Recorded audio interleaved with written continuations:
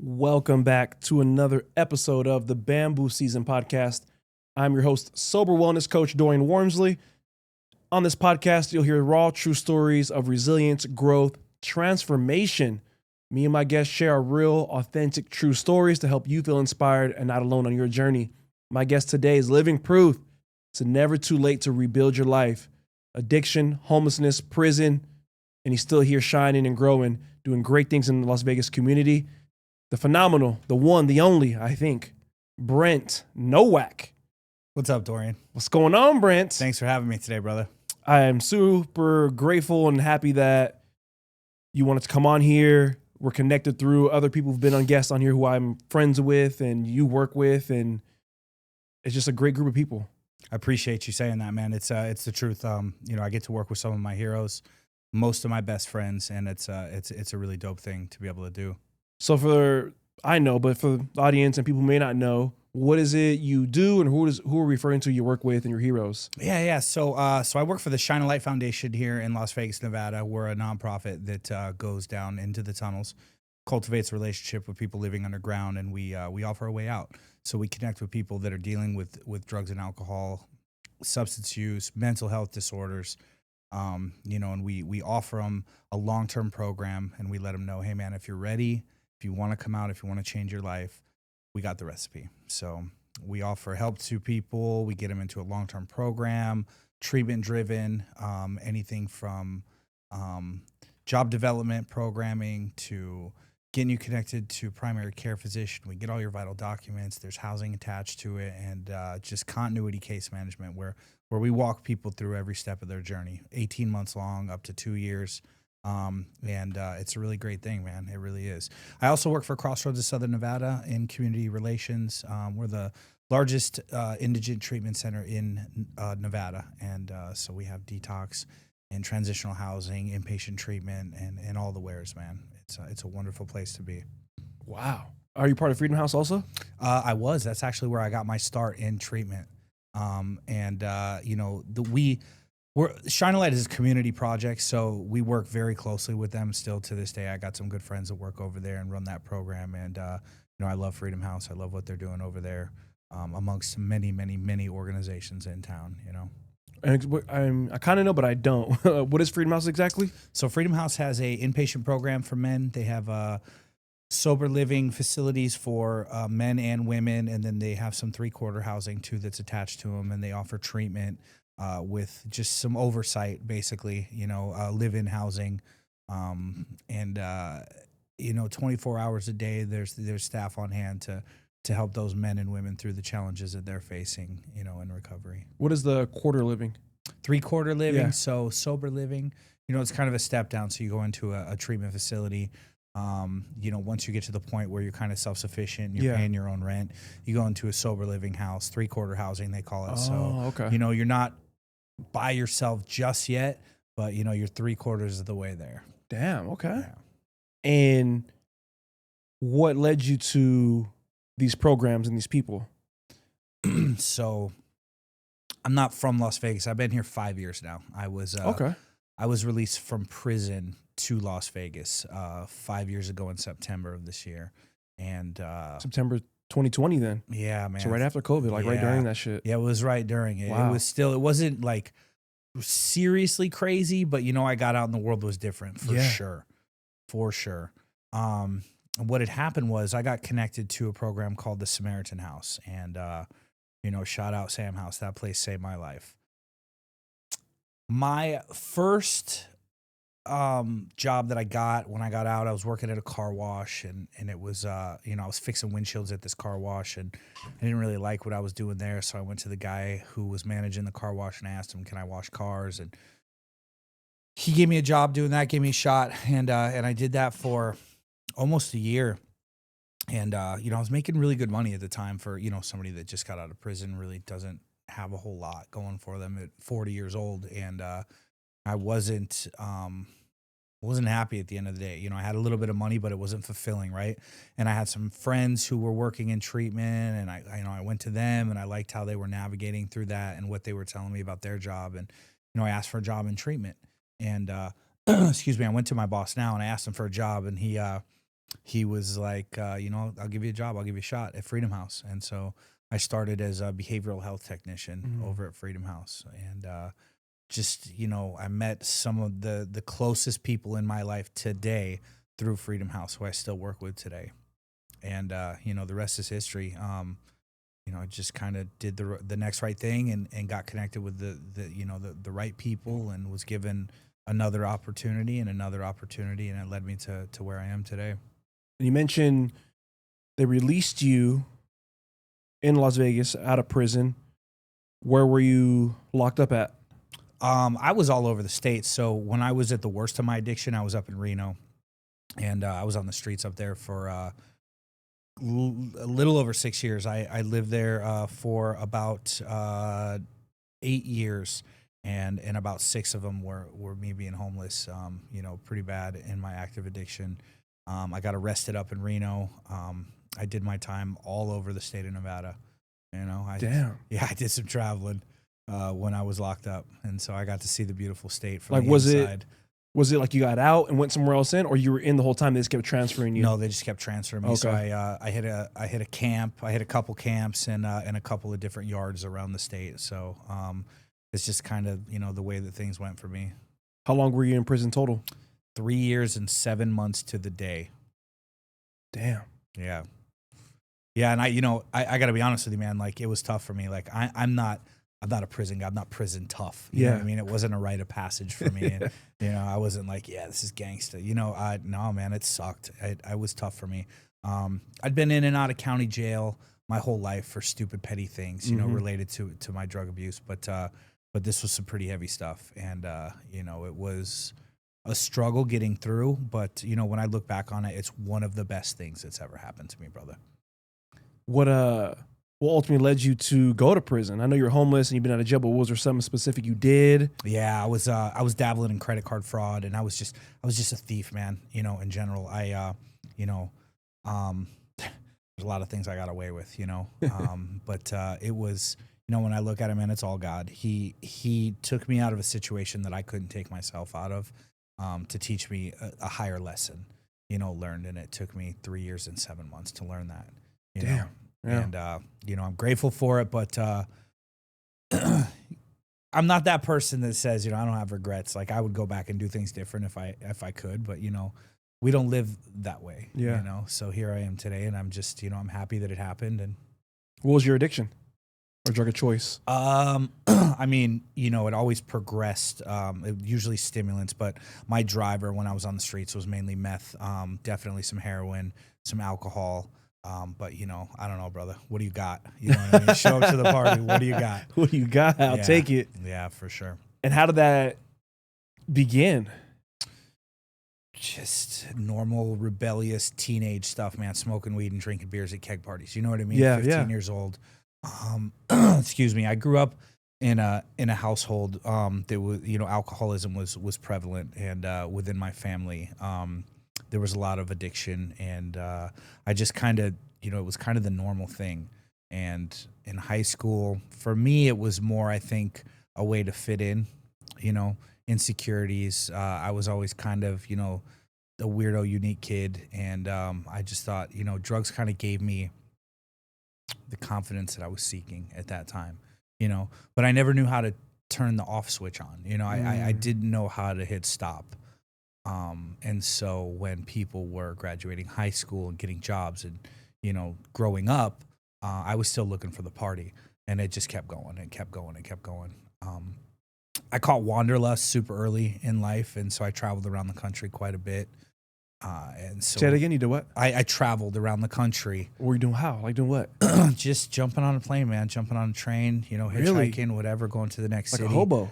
Meeting people. I made a lot of friends. That was always an easy thing for me to do, was making friends, right? And how old were you around this time?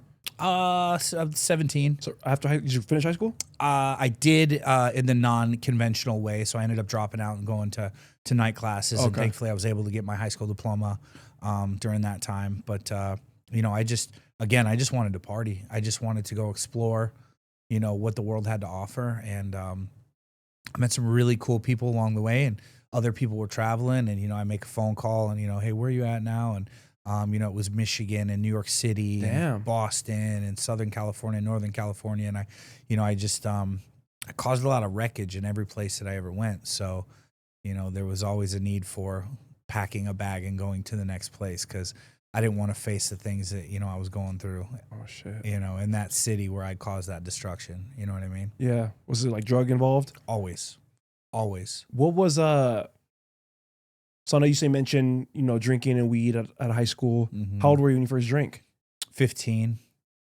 Yeah, that was really my first experience. I can tell you the first time I smoked weed, I remember I was at this guy's house that was in my neighborhood, and my mom came to get me, and I was so high.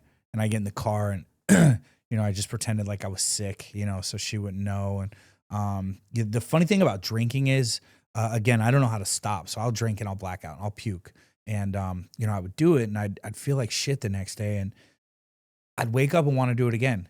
You know what I mean? There was nothing in me that said, I got a negative reaction from that, so I'm not going to do it anymore, right? Like I just wanted to keep doing it for whatever reason, and I think I can wax poetic on why I was that way for a long time, but that's probably a whole other therapy session that I got to go through to figure out why I would do things that would damage me and then continue to do them time and time again, right?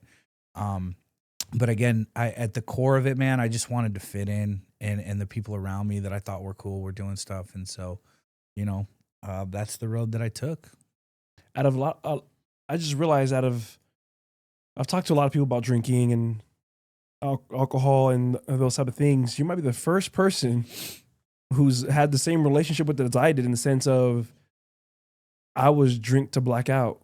It wasn't, I had no off button either. I don't care what I had to do the next day I'll call off work. I'll do whatever. I knew once I get the whistle wet and start going, I'm blacking out tonight. Like that was the goal. Yeah. Not on accident, like, accidentally. No, I was drinking until I was incoherent. And in my point of view, I was good at not looking as blacked out based on what people would tell me. Like they didn't know the next day that I was blacked out. And I'm like, I don't even remember that. But the same thing the next day, feeling the way I did, it was more, I was upset that I was hungover and hurt because now I can't really do it again. Does that make sense? Like I can, like hair of the dog, but it's like, oh man, I can't drink again. Like I'd be upset in a sense because now I got to recover. I can't tell you how many times I would wake up and feel terrible, and it was that cycle, right? You wake up and that hair of the dog, it's going to make you feel better, but you wake up feeling terrible. You go get some water. You're like, I'm never drinking again. Well, I don't know, man. Maybe a couple of beers will help right now. A little Bloody Mary. Yeah. You know what I mean? And the next thing you know, it's noon and like you're already halfway there, And then from there, for me, it was always like Coke or meth or whatever, to add to it, to keep the party going all night. And like you said, it didn't matter.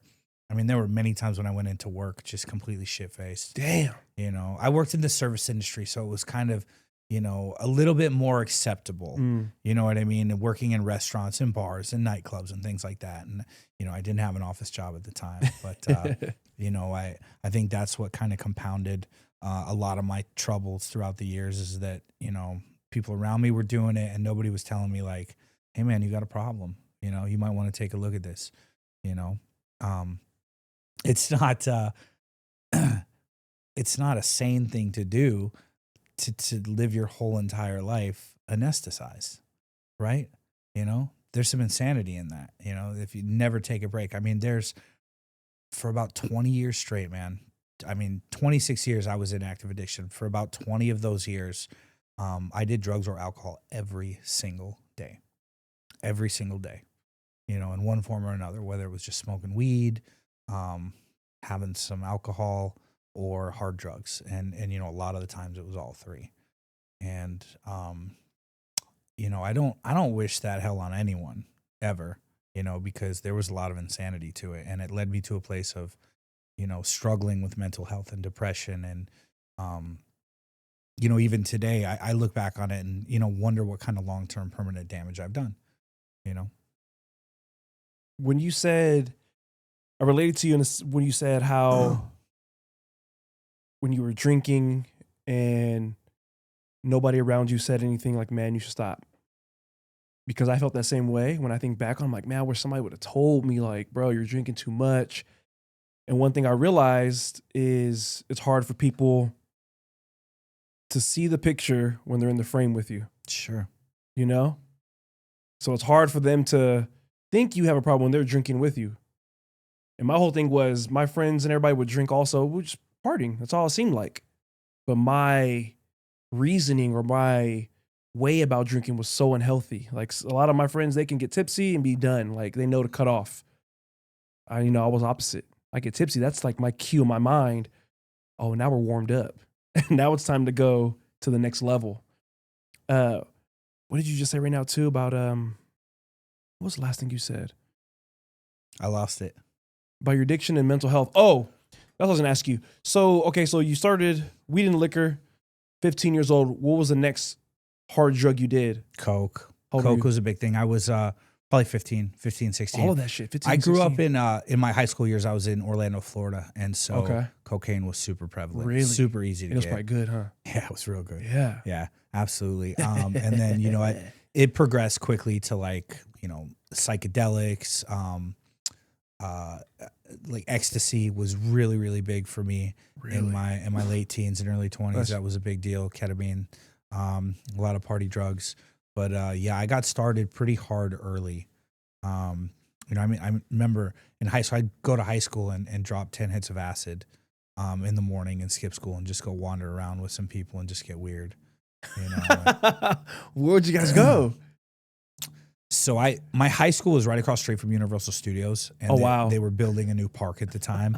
And so we'd jump the fence and just kind of go explore and have an adventure. And, That's good. Yeah, it was a good time. Yeah, man. sounds like it. There's a lot of, I had many, many, many days where, I had a blast. Yeah. I had a blast, until I didn't, obviously.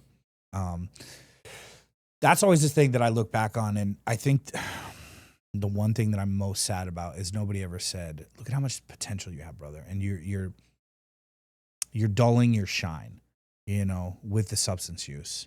And that's the point that I try to drive home to other people right now is like, take that piece out of it just for a little bit, man, and see what you can accomplish, And, for me, so many years of building friendships of the premise being, let's get high together, or meeting a girl. And it was always, let's go do drugs together. That's how I connected with people, right?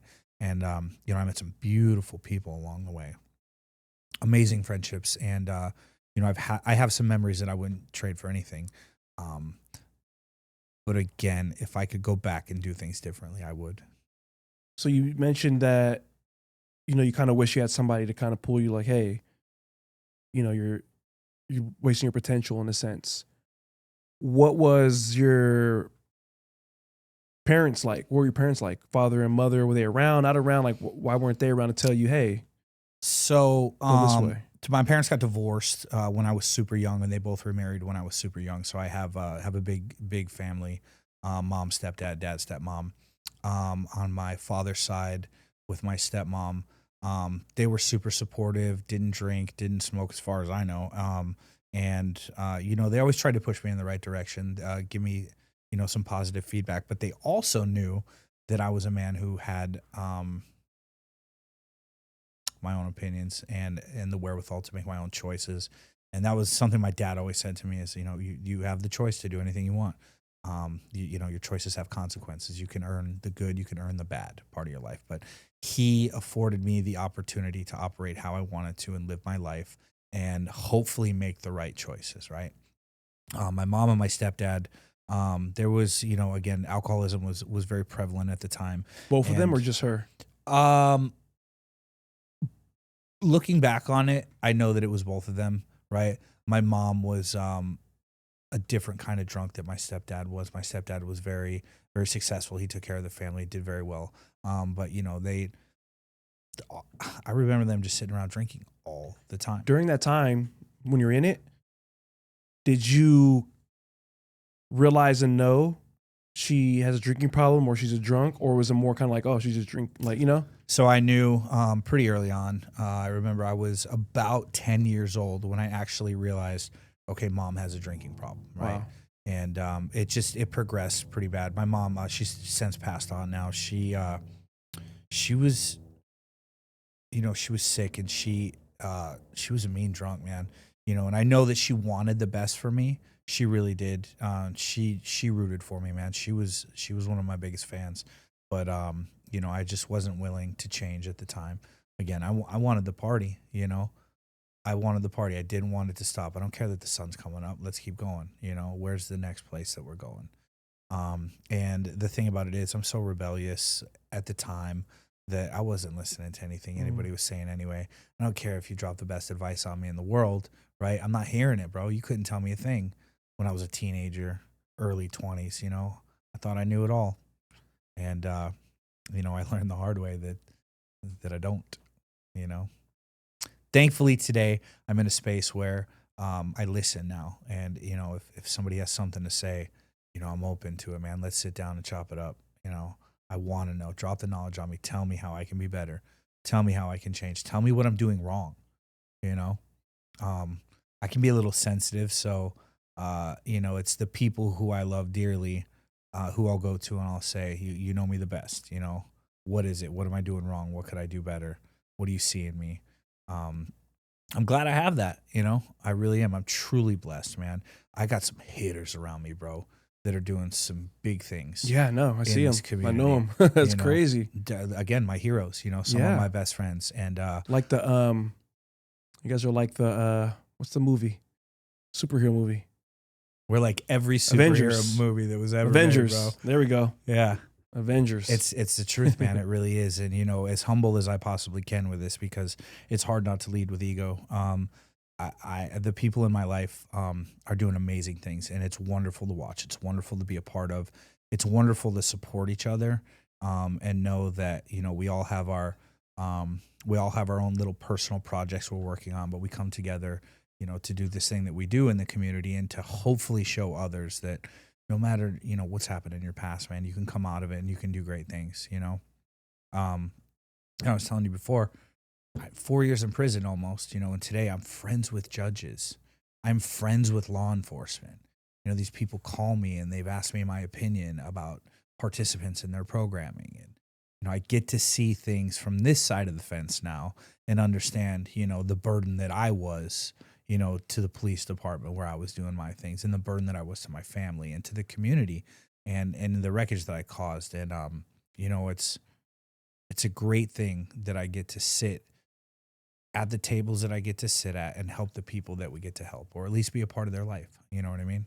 But it's pretty dope to think that, just 5 years ago, man, 5 short years ago, I was 40 years old, getting released from prison with, a cardboard box with some letters in it. And that's all I had.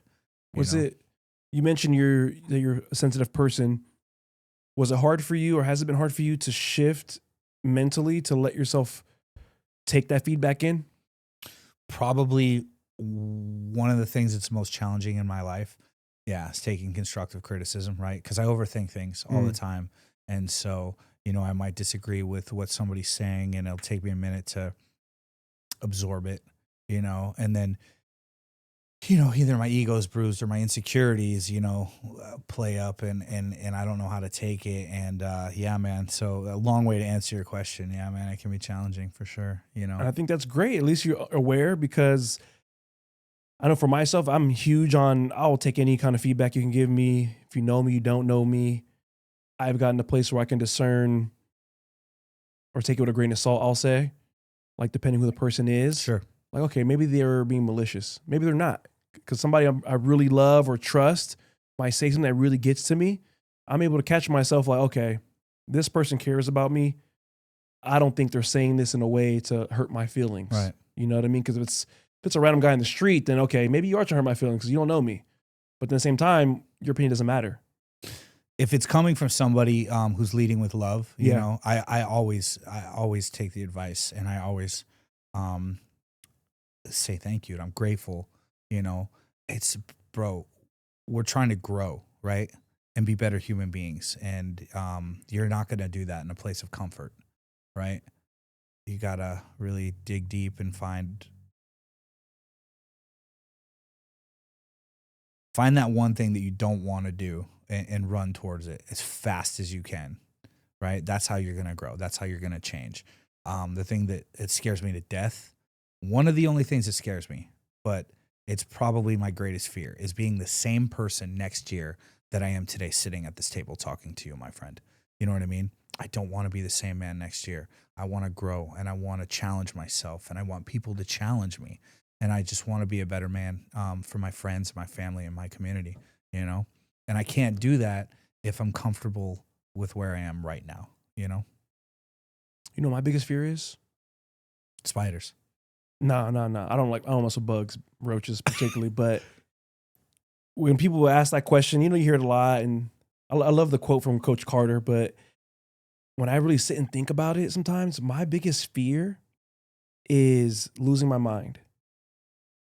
And I mean, everything that I've been through when it came to falling from a 4-story window, all the trauma, the liquor, all those experiences, just because I feel fine now.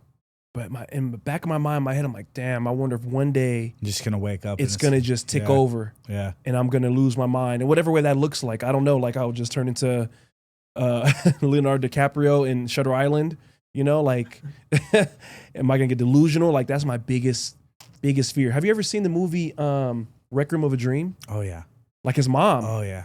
The way his mom lost her mind. Yeah. Well, I mean, she was doing stimulants, but like to where they put her into the thing and then now she's in a psych ward and all she wanted to do was, you know. God, you know what's scary about that, man, is that's the person that I was at the end of my addiction when I was on the streets. The mom or the mom? Really? My mental health was shot, man. And the meth had caused such psychosis that, you know, I was hearing things, I was seeing things, I was making up situations, different scenarios. And especially you're on the streets, man, and you're not sleeping for days at a time, right? And so, you know, you have that sleep deprivation coupled with, you know, malnutrition coupled with all I'm doing is shooting dope for breakfast, you know. Damn. And it just took me to you a were place shooting meth where, or oh yeah really? Oh yeah, absolutely. Is that speedballing? No, speedballing's that and heroin, huh? Yeah, coke and heroin, speedballing. Okay. But you know, yeah, I was doing all of it, man. So hold on, all right, let's go back to that story Okay. real quick.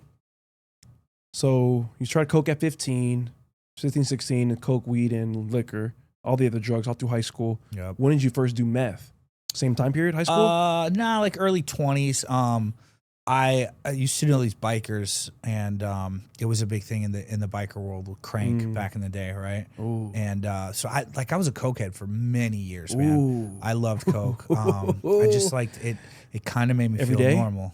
I mean, there was pockets for sure, you know, when it was around. It depended on what city I was in, but you know, there was something every day for sure. I loved coke. I love stimulants. So I like things that kept me up. You know, I had a girlfriend who was into oxys for a long time, and I just opiates really, I don't know, I didn't mix well with opiates. I always hurt my stomach, and I felt like I was sick, and I'd just knock out right away. And you know, I still did them all the time because I was just that guy. You know what I mean? Like I said, what do you got? But Charlie you know, Sheen. meth. When I first started really getting into meth was in my late 20s when I moved to Manhattan. And, you know, I was working in an environment that I was in nightclubs quite a bit. Most every night I was in nightclubs. I did flyer distribution and managed a street outreach team that did flyer distro in front of the nightclubs for different parties. And, you know, it just kept me in a fun environment. It was, you know, where I could get high. And it paid very well. I lived, you know, uptown Manhattan. Like, why wouldn't I love it, right? And so I started getting into meth pretty heavy then. Moved back down to Southern California, and that's really when it kind of just boomed for me. It was, you know, recognizing the different come down off of meth and coke, and you know, it was wonderful for me. My focus was on point. Everything it was like that movie with Bradley Cooper. Oh, Limitless. Thank you. It was really like that when I first discovered some good clean dope, and it worked for me when I was doing just, you know, a tiny little amount, and that turned into a little bit more, then I start shooting up, and now I'm homeless. So when you first did it, you were smoking it? No, I never liked the taste of it, man. I used to snort. I was a cokehead, man. Oh, snort it. So just like coke, you just crush it up and snort it. Yeah, blowing lines, doing little key bumps, whatever. Damn. Good old days. Yeah, the good old days, man. It was fun, and I'm not gonna lie, dude. There are days when I miss it. I miss the good parts of it. Yeah. Right? But I'm the type of person that I have no good parts left. If I get back to it, I'm going straight to the bad parts, and I lose everything. I keep having this reoccurring dream where I'm doing the math backwards with all these amazing things that I have in my life right now. And in my dream, like it's one thing goes away and the next thing goes away and the next thing goes away and the next thing goes away. And I keep getting to the point where I have nothing when I had nothing, and I'm sad again because I did it to myself. And it's funny. I just triggered that thought, man. I've been having this reoccurring dream the past couple of months of, going back to the bad part of it where you say your greatest fear, losing your mind. And like, that's where I was, man. I was in a really dark place. My mental health was, I don't even know that I knew how to ask for help. I was so far gone at one point, thankfully, I'm a product of grace, dude. God brought me to a point where he saw something in me and needed me to do something different. And so he helped me out of that thing, and today, thankfully, my emotions are all out of whack, and I think I screwed up my adrenals, and my physical health is not the best, but I'm getting better, dude, and I'm really grateful for where I am today, and I think that if I stay the course, it's just gonna get better, because I know what happens when I dabble. There is no dabble, like I said, 2 speeds, bro, like off and go, and that's it. And I go till I can't stop, and then I hit a brick wall, and that brick wall is usually really bad. I like how you put that, because there's times where I do miss the drinking, partying version of myself. Like, I've had moments where I just miss being out with the friends at brunch, just getting lit and no care of anything in a sense. Kind of just the focus was just get turned up. Mm-hmm. And there's been times where I really just sit and think and like, man, I really miss it. And because those great times. And I have to catch myself, but allow myself to miss it. Like, it's okay, but just understand that version of me, that part of me, that was for that time period. I love that, bro. I love that. Like, now I can still be fun and still do things, but the new memories are going to be different. Yes. They're going to possibly be better. Just as amazing, right? You know what I mean? If not better. And that was something hard I've struggled with over the past year now, even though I've been sober for a while, was like those moments coming up of missing things, almost feeling guilty for missing those days. But now I've learned, as we're talking about right now, I'm like, it's hearing you say it, like, it's okay for me to miss that and have that emotion, but just understand there's bigger fish to fry now. Like, there's better things I can start doing. And yeah, that version of me was for then. The version of me now is to push forward. And I love that. I love that you say that. Because I can relate, right? that person was for that time, and this person is for this time, and whatever happens in the future, it's going to be better if we're this version, right? What so dope. So you moved to Southern Cal. You are on the meth now. Is cocaine still in the picture? Sure, why not? Yeah, you got it. So you're doing the meth now, and you say you started shooting the meth up. That came a little bit later in life. I was probably in my early 30s before I discovered the needle. That was when I was living in Reno. I SoCal to NorCal, out to Reno.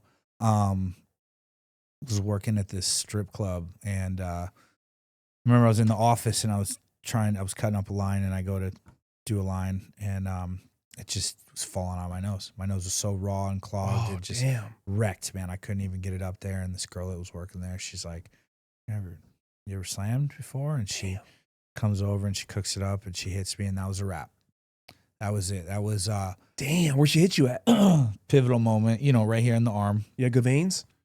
Yeah, man. I always did. That was the one thing people hated me too. for. I never shut up, but I had good veins. People hated me for that, man, because I could hit pretty quickly. It was always an easy thing for me to navigate. But that was a pivotal moment looking back on it, right? Because for me, I romanticized the needle. It was all it was. I obsessed over it. There was a ritual to cooking up your shot. Ooh. And play but music or anything, or everything went into that needle. And when I say everything, my whole entire life. You know what I mean?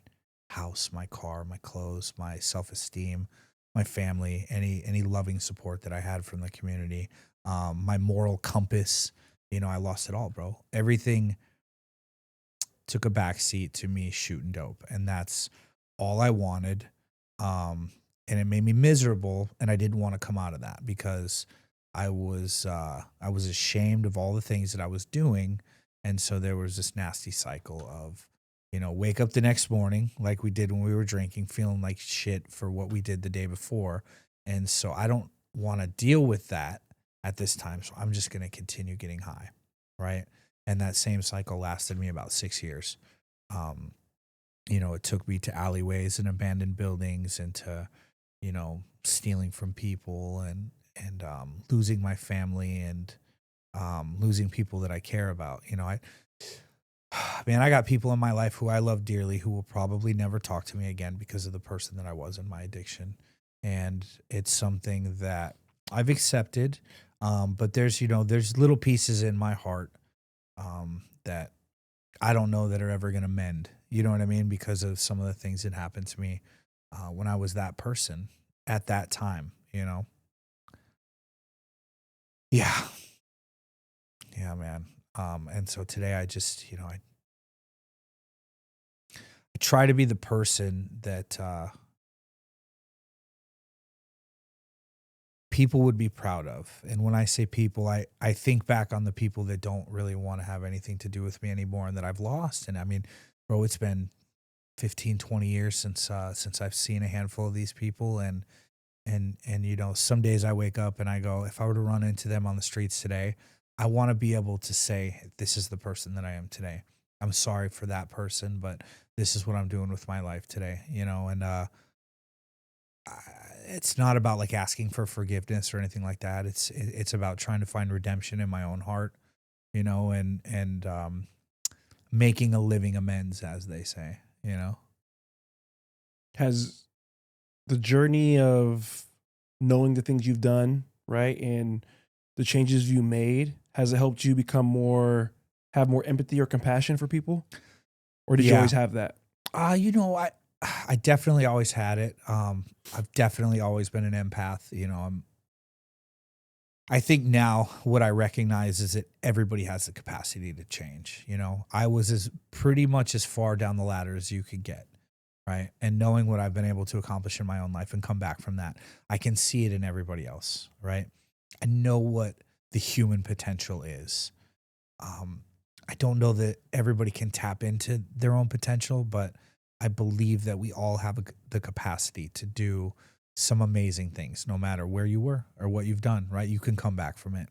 And that's a point that I try and drive home on a daily basis.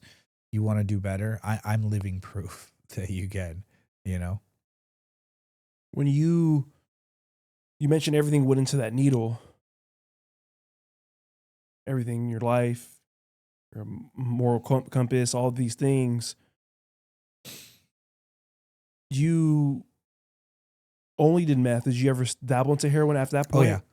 Oh yeah. Heroin was a big part of my story, for sure. Really? A big part of my story in the last, I would say 3 to 4 years of my addiction before I got arrested. Heroin played a huge role. I would go through I'd go on these runners where I'd be up for 5, 6, 7, 8 days at a time. And I need something to come down off of, right? And so I'd do, I'd be doing meth for a couple of months straight, and I'd start doing black to come off the meth. That's a tar, right? Yeah. You smoke it? No, I shot. Oh, really? I smoked, but mainly I shot. Bro, I'd put this vape in a needle right now if I could. Like, that's how hooked on I was, But I'd go through these bouts where, I'd get ragged out on heroin for a couple months, and, it was always meth and heroin. Some days it was a little bit more black, some days it was a little bit more clear. But these weird little cycles where I'd be tweaking, and then I need the heroin to come down, and then now I'm hooked on this, and I'm sick, and I just need black, and then I want to get off the black, so I start doing meth again, and that was a hell of a cycle too for a couple years straight. But yeah, it was scary, man. There was no reprieve, there was no pause, there was no thought of what I'm doing today could kill me, because it could. Yeah. And it almost did. I mean, there was a time when I remember doing a shot of heroin in a hotel room by myself, and I woke up 2 days later completely covered in puke. I didn't know what had happened, and there was a cleaning lady or something coming into the room, and I missed my checkout, and I just was like, oh my God. And I experienced an overdose, right? And I think about that often, that I could have died alone in a hotel room in Reno, Nevada, and just kept going, dude. Just woke up, just cleaned myself up, split, probably did another shot somewhere. Damn. And that was the person that I was. That was the life that I was living. When I hear stories like this, like yours and other people I've had, even my own, it's so interesting and powerful to know how resilient our bodies are, to not fully give up on you after a lot of things we put our bodies through. It's purpose. That's what I truly believe it to be in my heart, is that the universe has a story that it's writing about you, right? And you have a purpose, and the story's not over yet, and God needs you for something else, and the world needs you to be here for something else. And so, through, divine intervention or whatever the case may be, acts of providence, a friend showing up at the right time, a stranger lending you a hand, like, it brings you to these places that you need to be, and to fulfill that story, right? To write another chapter. That's really what I believe, is that God had a plan for me, and it wasn't to die on the streets of Reno, Nevada. It was to get myself clean, go through, kind of a hell of a time trying to get through prison and early recovery, and some mistakes I made in my own recovery, to get to the point where I am today, where I understand that I'm 4.5 years sober. I know today. Let's go. Can we have round of applause? That's or right. clap? That's right. Yeah. Thank you very much. The point being is, though, it took me this long to recognize that I don't know anything, dude. I don't. Like, I want to know. Teach me. Put me in, coach. I'm listening now. I'm paying attention. I'm trying not to let ego guide me. I'm trying not to let, I'm trying not to seek glory. I'm trying to be a better man. And I need some guidance. I need some coaching. I need a mentor. And I find all of these things and all these amazing people that are in my life.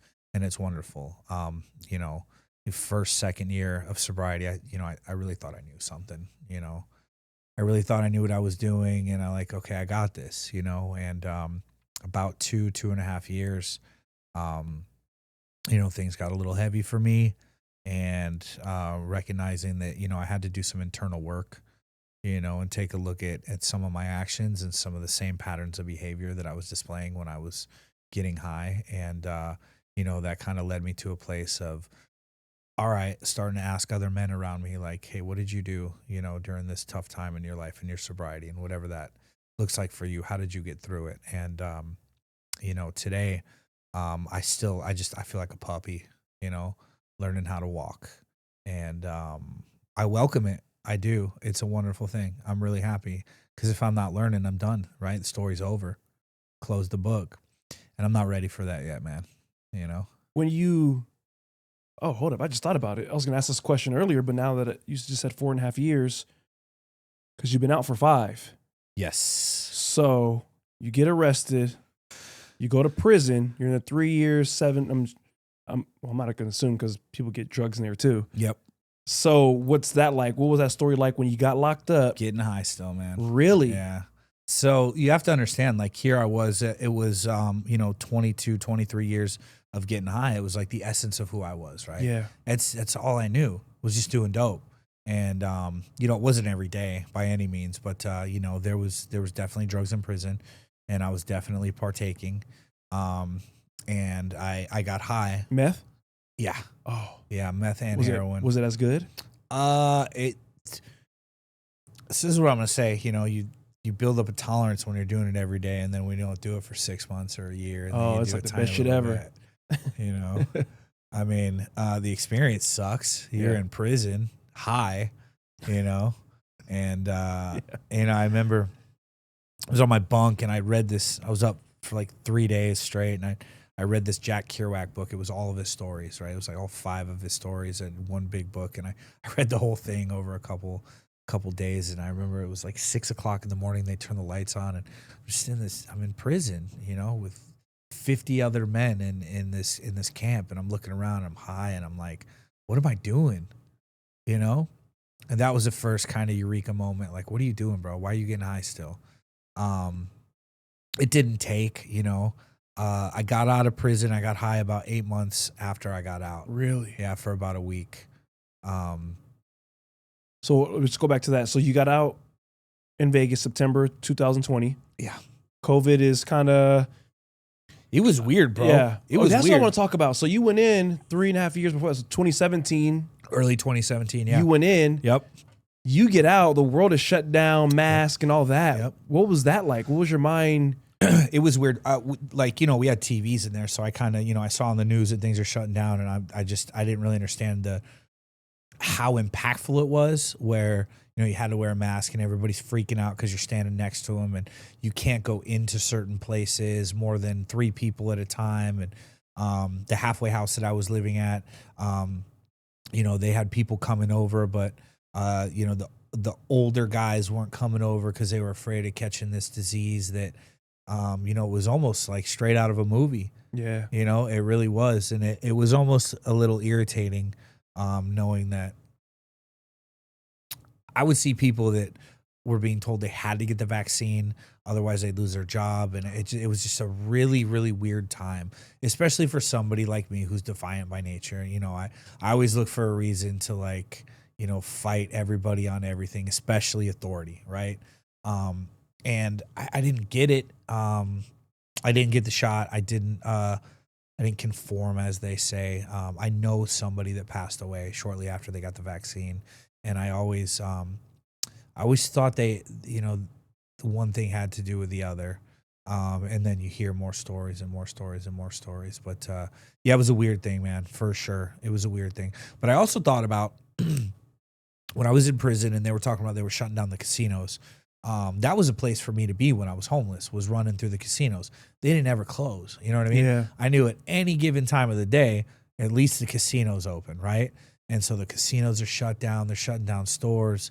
And I'm thinking, man, if I was still out there, what would I do? You know what I mean? My hustle was stealing, you know what I mean? Boosting from stores, going up to the college, stealing phones from college kids. Oh, shit. Running through the casinos, trying to sell stuff to make a little bit of money.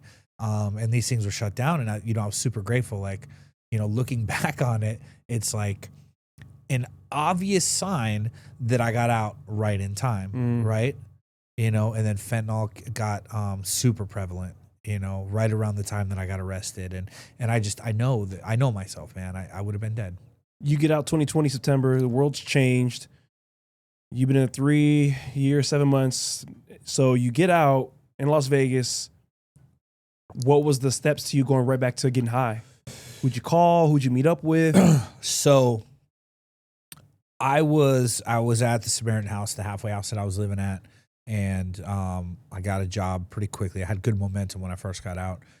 Went to sober living. I'm at the sober living house. And all it took was me just not staying connected to people in recovery, right? And I met a girl. And she was like, you want to come over? Damn. And that's really all it took. And in my mind, okay, I'm just going to be this night, right? It's just going to be tonight. I'm going to have a good time. Where'd you meet her? She was a friend of somebody that was in the house that I was living in. Okay. And Was she sober? No. No. Okay, continue But, story. come on, man. I've been in prison for I know, but 4 I just want to years. make sure the You story. know what I mean? And You met her in prison. no. I've been in prison for 4 Oh. years, right? And so, any attention from a woman, I'm seeking, right? Shit, yeah. Let's So, go. so she shows up and she's hanging out with one of my buddies. I make this connection, whatever, and we start talking. And so I go over to her house, and I'm telling myself in my head, I'm just gonna do a tiny little bit. I'm just gonna have tonight. Before you went to her house, you knew you're gonna. Yeah, it was there. Yeah, I had that mental relapse before I even went. But I to mean, her like house. the conversation between y'all, you knew she had it, or you knew she was on it, or I can't remember Okay. exactly, but I have to be honest. Like I probably knew that's where it was going. You know what I mean? Yeah, okay. It was going in that direction, right? That's probably what made you want to go too. And yeah, absolutely. Girl, and that. but, What? 2 for 1. That's I'm not a one night hitter, dude. I'm not, bro. That lasted 8 days, and I went from With her? No, man. It got What was weird. It got weird for me. Oh shit! Wait, it- hold on. Overnight, bro. What was it? Huh? Meth. Yeah, meth. All right, hold on. So Yeah. you're going to hang out with her. You pretty much have an idea. You guys are gonna be doing that. You guys go hang out. You do whatever. She pulls it out like, "Hey, we're gonna do this." Was it kind of like you initiate? How'd that go? If you remember. I think I probably pushed for it. like, where's Hey, it do you at? have anything? Yeah, where's it at? Oh, Can we get it? And I don't even remember. I think she had some. And then after that, it just, I was off and running, dude. And I get weird quick, so Oh, it took a day for me to split there. And I'm on the bus. I'm running around. I got a little bit of money because I got this job, right? And it's easy for me to find it, man. I don't care. You could put Yeah. me in any country in the world, any city, anywhere on this planet, brother, and I'll find it if. so if did it's you? there. You said 8 days. Yeah, It was like a 8 little days I run. was out for. Yeah, And what out like in the streets? yeah, bro. Did you get kicked out of the sober living? Did you? So here's the thing. I lost. I did not get kicked out of the sober living. Thank God. I ended up going back with my tail between my legs, and I just prayed that I didn't get drug tested. And I lost my job though, and so I had to go Damn. back to work and tell them, look, man, I messed up. Give me another opportunity, and they did. Wow, nice. And it was just on my heart to keep it going and do the next right thing. It scared me, bro. It really did. It scared me. I woke up in a park and I remember it was, I call it a burning bush moment, or whatever anybody wants to call it. Like I had this voice come to me, and it, to me it was God saying, look, bro, you can have any life that you want, right? You can have this life over here where you're running around and you're doing dumb stuff and you're getting high, and you know where that life leads, right? You know that that's the life that you've been living for the last, decades, bro. You know what I mean? Or you can have this other life where you're sober and you have a job and you have a warm place to sleep and a clean shower every day and food. And I didn't know where that life led, though. I never lived that life. So that was the road less taken for me. You know what I mean? That was a dark tunnel for me because I didn't know what was on the other side of that, right? And I just gave it a shot. I said, I've been doing this for too long. I can't do this anymore. I was tired, man. Like, not even physically. I was just done. With every ounce of my being, I was done. And I just hit the ground running, and I said, okay. And I didn't do what they tell you to do right away. I didn't get a sponsor, and I didn't do the step work, and I didn't go do service work, and I didn't surround myself with all the right people right away. And that caused problems too. Like I saw, another couple months went by and I got high again one night. And that's when I was absolutely 100% done. And that's when I was willing to do it the way that everybody had suggested of me. Right. And that's when things started to change for me, slowly but surely. And I mean, quick, dude, quickly. I got a better job. I started hanging out with the right people. Cool things started happening. People wanted to be my friend. I was getting invited to places. It was really weird. I had all the things that I wanted, right? I cut hair and I paint, and I had all the barbering supplies I wanted. I had thousands of dollars worth of art supplies.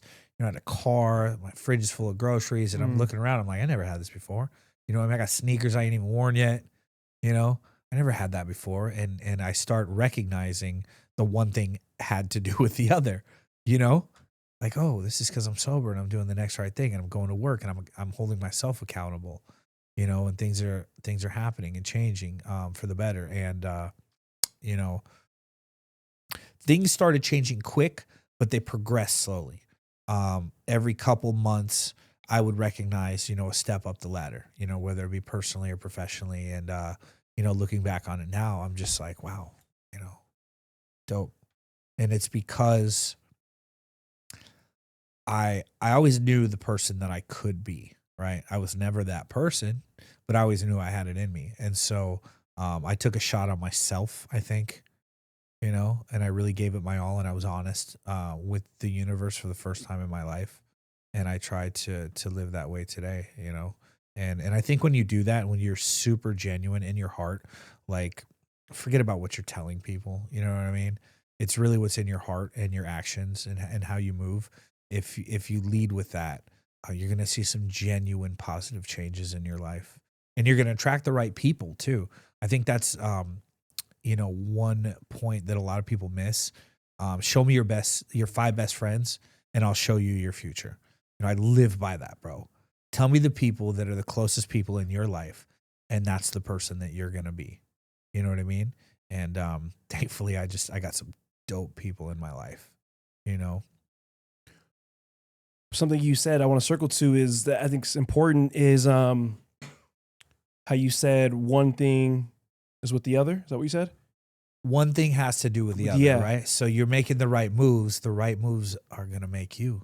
So there was a moment for me, maybe a year ago now, where I was telling a friend this. I was like, man, sometimes I get worried, like, how's everything going so good for me? Right? Like, I have a job that I love. I make enough money to take care of myself. I have no complaints. I finally got my own car. I got a spot. For so long, I was just surviving, right? And as I told her this, she was like, you got to understand, like, you went through so much for so long, and it's okay to feel like you deserve these things. And that was hard for me to kind of take in, to understand that I deserve the life that I've built for myself, in a sense. Didn't realize it while I was just grinding and doing things, but I was making small, subtle changes, like giving up alcohol, going celibate for a period of time, changing what I do in my free time, like going to volunteering, meeting people like Rob and Jamie and Jeff, and starting a podcast, like having conversations with people and hearing them out. Like, all these little small things were adding up to where I'm making relationships with people I never would have thought of, similar to what you said, like having people who are in law enforcement or successful business owners, own podcast studios. Like, never thought I'd be in cahoots with these kind of people. Sure. And that still is kind of one of the harder things to accept, is like, I'm deserving of this life, of these people to be in my life with me, because I'm so used to living in chaos. Yeah. It is almost like chaos. I've gotten better now, but I know for a period of time, chaos felt good. Absolutely. It felt good, right? Absolutely. Like, rather with relationships with women or just life in general, chaos felt good. Like, when things were going water's too calm and steady, get uncomfortable. No, I can relate. Like, no, we need to rock this fucking water. We need some waves. We need some struggle going on. And I've gotten better, but to learn and teach myself that it doesn't always have to be like that. No, man. You don't have to be comfortable being miserable. I had a little bit of masochism in my own life where, that's, if it wasn't chaotic, it didn't feel right. Yeah. Right. And then when things were going right, you're always waiting for, the next bad thing to happen. You're like, what, where is it? When's it coming? But now we don't have to live like that. I love that, you're recognizing in your life that you do deserve these things, right? You're doing the right things. And I think that like attracts like, right? What do they say? Real recognize real. And it's the truth in the universe. Like, your moral compass is straight as an arrow. Really amazing things are going to happen because you're making a difference in other people's lives. And there's this good, beautiful, amazing energy that pushes these type of people together. And we need to help each other. And so you're given the tools to help someone else. I'm given the tools to help someone else. We're attracted to each other in one way or another, where we make this connection and we build this amazing community of people that are helping each other, and that's why, some of my best friends, right?